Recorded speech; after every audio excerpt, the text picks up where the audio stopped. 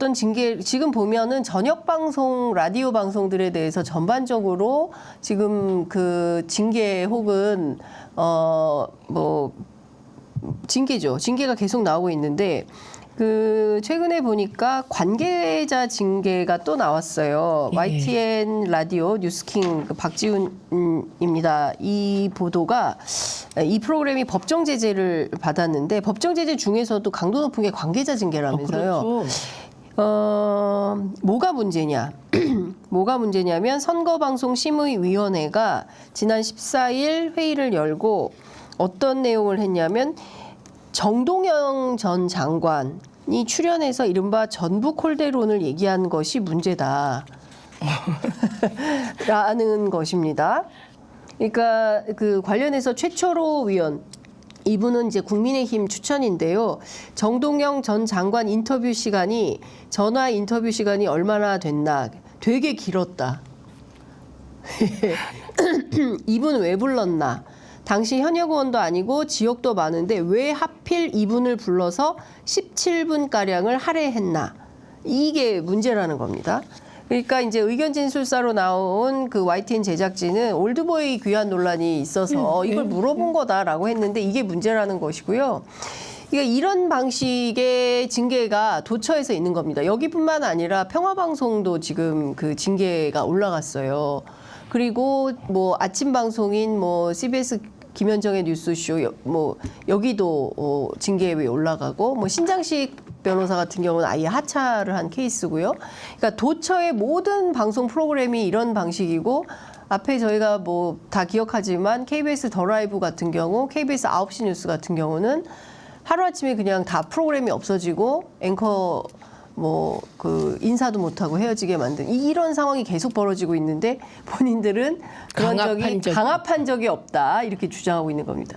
이게 뭐 권력기관을 동원해서 뭐 사찰하거나 네. 그다음에 세무조사를 뭐 안 했다 이런 얘기잖아요. 네. 지금 직접적으로 방송통신심의위가 네. 더한 일을 하고 있는 겁니다. 이게 누군가 굉장히 연구해서 네. 사실 세무조사 하면 너무나 드러나는 일이잖아요. 네. 예를 들면 MBC 세무조사 했죠. 네. MBC 세무조사 하지 않았어요? 박성재 사장 때? 세무조사가 제가 기억이 잘 안 나요. 세무조사가 아니라 무슨 감사원 조사? 감사원이 조사를 하지 않았나요? 감사원 조사. 그러니까 제가 확인 좀 해보겠습니다. 지금 제가 이렇게 정리하겠습니다. 우리 작가님이 네. MBC에 대한 세무조사나 언론사 세무조사 혹시 이 정부 들어서 한 적 있나 한번 살펴봐 주시고요. 예. 저는 이렇게 정리하겠습니다. 예를 들면 그 권력기관을 동원한 사찰. 네. 예, 이거는 해도 안 해도 드러나지 않는 것이고요. 그다음에 국세청을 통한 세무조사. 네. 이거는 사실 쓰기 굉장히 어려운 거죠. 예, 이렇게 쓰면 이건 그냥 나타나고 사실은 이전에 보수 정권 때 이런 시도가 있어서 네. 이게 문제가 된 적도 있습니다. 그러니까 누군가 면밀하게 연구해서 가장 네. 무리가 없으면서 네. 방송 장악을 할 수 있는 것이 무엇이냐, 네. 무엇인지 연구한 듯한 느낌입니다. 지금 선거방송심의위 그러면 누가 알겠어요? 선거방송심의위가 그렇죠. 있는지를. 우리들이나 사실 아는 거거든요. 거지. 그리고 방송통신심의위가 있다는 걸 정말 홍보 차원에서 가장 많이 알린 게 류희림 위원장이라고 합니다. 네, 그러니까요. 지금 뭐 저기 법정 제재를 받게 되면 사실상 방송국들은 이 제재가 계속 쌓이면 이게 점수가 높아지면 결국에는 나중에 제허가 심의에서 불이익을 받게 되고 실제 그렇죠. 문제가 될 수 있기 때문에 굉장히 그 애를 많이 쓰고 특히 이 관계자 징계의 경우에는 반드시 사내에서 뭐 그 진행자나 아니면 뭐 PD나 이런 분들이 법적으로 징계를 꼭 해야만 하는 상황이라고 합니다. 그러니까 굉장히 뭐랄까 뭐 문제적 상황이 되는 거예요. 내부적으로 조직 내부적으로. 그러니까 지금 정동영 그 후보가 나와서 17분을 발언했다. 이게 문제라면 제가 얼마 전에 그 한 지상파 방송사에는 그 김행 드라마틱하게 엑시트 엑시트. 나와서 정말 예. 저로서 너무 길게 느껴지는 시간을 일방적인 주장을 하고 가더군요. 네. 그럼 그것도 징계해야죠. 근데 그런 건 징계 안 그건 하죠. 김행시니까 징계 안 할 거 아닙니까? 네. 정말 들어주기 힘들 정도의 내용이었습니다. 네. 2022년 11월 국세청이 MBC 세무조사 했다고 합니다. 그러니까요. 그러니까 예. 제가 기억이 나거든요. 예. MBC 세무조사 했다는 예. 거. 그러니까 세무조사 해놓고 안 했다고 안 또 했다고. 거짓말하는 겁니다.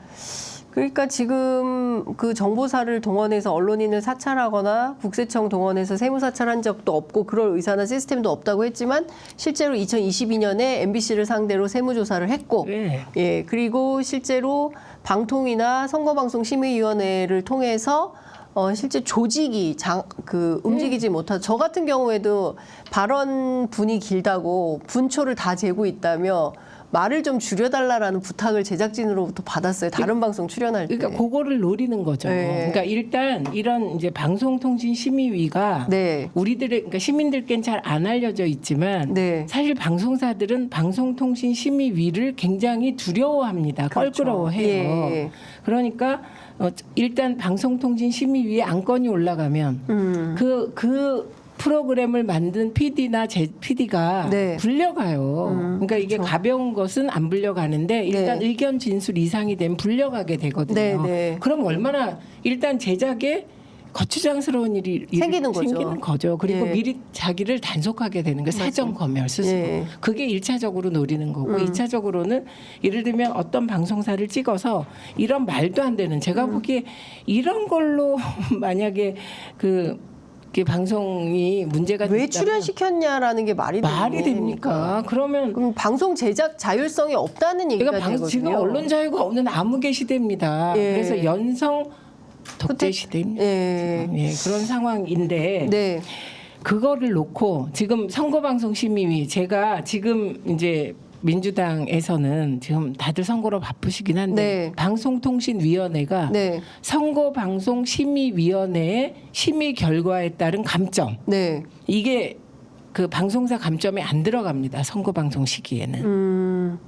지금 심의 결과는 예. 안 들어가게 되어 있었는데 네. 이거를 방송통신위원회가 바꿀 수가 있어요. 아. 그러면 이것도 감점에 포함시켜가지고 예, 그러면- 벌점을 더 세게 매길 수가 예, 있게 되는 이거는 거네요. 방송통신심의위원회가 절차를 밟아서 해야 되기 때문에 네. 보통은 시간이 걸리는데 네. 이것을 누군가가 또 기획을 그러니까 제가 보기에는 방송 장악 쿠데타를 또 방송통신위원회가 이건 심의위원회가 아니고 네. 그 규칙은 방송통신위원회가 위원회가 정하니까. 정하니까 예. 이거를 정말 감시하고 있어야 됩니다.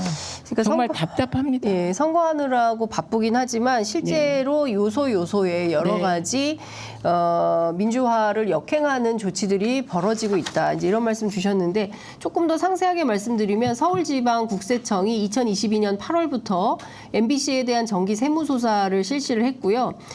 국세청이 MBC가 2018년 서울 여의도 사옥을 매각해서 얻은 차익과 관련해서 납부해야 할 법인세를 누락한 문제를 발견했다면서 MBC에 520억 원의 추징금을 부과를 했는데요. 이것은 그동안 MBC에 없었던 유례 없는 추징금 내역을 통보한 것이다. 이런 내용의 보도가 나와 있습니다. 그러니까 없었던 게 아닙니다. 세무조사 했고요. 520억이나 되는 추징금을 MBC에 물렸습니다. 그래놓고 아니라고 이거를 대통령실 입장으로 이렇게 밝히니까 국민들은 이 내용만 보면 그런 일이 없었나 보다 생각하는데 상세하게 찾아보면 실제로 있었고 언론 탄압은 계속 자행이 되고 있다라는 얘기를 안 할 수가 없습니다. 그런데 지금 이게 통상의 범주에서 벗어나는데요. 황상무 수석 같은 경우 이 정도면 사실 선거 복판이니까 사태에 책임을 지고 물러나지 않나요? 통상의 문법을 보면. 이게 시민의 문법이 있고 네. 용산의 문법이 있고 국회의 문법이 있습니다. 네. 그리고 후보들의 문법이 있는데 네. 저는 제가 과거에 청와대가 운영되는 걸 이렇게 늘 옆에서 모니터해 본 결과 네. 아마도 용산 내부에서는 황상무 수석 너무 잘했다. 그런 분위기일 것이다. 정말이요? 설마. 추측컨대 그런 네. 분위기일 것이다. 예. 그리고 여기 이제 5.18 논란까지 가세됐어요. 네, 맞아요. 그러니까 이분의 생각이 과연 이런 분이 방송인을 한 것이 맞았는가 싶을 정도의 일이 사후적으로 폭로되고 있는 것이잖아요. 네. 네, 그런데 이런 상황인데 용산은 이제 계속해서 감싸게 되는 거예요. 그게 용산의 문법은 사실 제가 대한민국에서 특정 방송사를 제일 미워하는 사람이 누굴까? 대통령 부부 같습니다. 제가 보기에는. 정말요. 저는 그렇게 네, 제가 네. 보기엔 그런 것 같습니다. 네. 그러면 그 마음을 네. 이렇게 표현해 준 거잖아요. 대신. 네, 저는 그렇게 느낄 것 같습니다.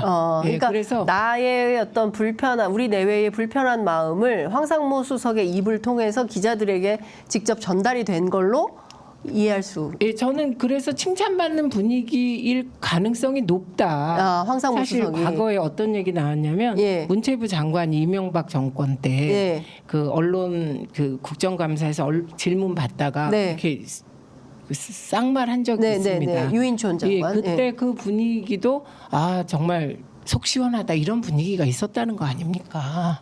네. 그래서 그런 분위기이기 때문에 네. 이제 감쌀 수밖에 없다. 그래서 통상의 문법 네. 이게 이제 그렇잖아요. 수석은 대통령의 대리인이에요. 맞습니다. 참모잖아요. 예. 참모가 잘못하면 그건 대통령의 잘못이 되기 때문에 대통령에 대한 비난으로 올라오기 전에 네. 커트해야 되는 거예요. 그렇죠. 왜냐하면 민주당이 이때 이런 논평을 내면 어떻게 됩니까? 황상무 수석이 안 물러나는 걸 보니 윤석열 대통령이 책임을 묻지 않는 것을 보니 윤석열 대통령도 MBC에 대해서 똑같은 인식이 있냐? 이렇게 물어보는 거죠. 네. 이렇게 그렇죠. 물어볼 수 있지 않습니까? 맞습니다. 네, 그리고 5.18에 대하여 네. 사실상 또 5.18 배후설 같은 거를 주장한 거예요. 그것도 네. 기자들 앞에서 하는데 예. 그 기자들하고 논쟁이 안 됐나 전 이것도 궁금하긴 한데 예. 그래서 이것도 그런 사람을 계속 참모로 두는 거는 대통령도 그런 생각인 거 아니냐. 네. 그럼 대선 때 광주 가서 했던 예. 건 다 뭐였냐. 이렇게 비판할 수 있는 거거든요. 네, 네. 그래서 통상은 자릅니다. 그래서 꼬리 자르기라는 말은 그래서 나와요. 네.